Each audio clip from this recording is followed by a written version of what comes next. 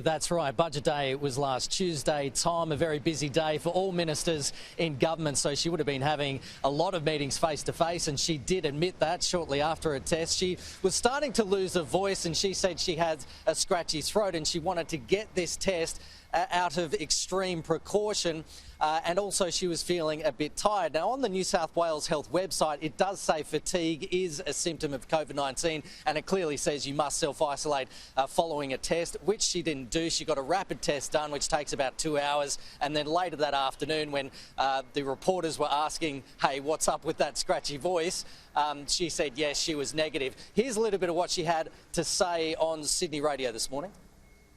Strictly, when you take a test, you are meant to self-isolate. So I should have shut my door and not seen anybody, and I didn't do that. I actually just proceeded as usual. I had people coming in and out.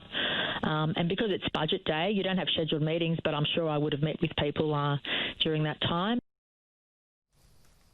Also earlier this morning, she said that it's up to everyone's interpretation of whether she broke the rules around COVID-19. This is potentially undermining months of her own messaging around this. And she said yesterday that complacency, well, we can't sort of dip into that complacency now that we're doing quite well.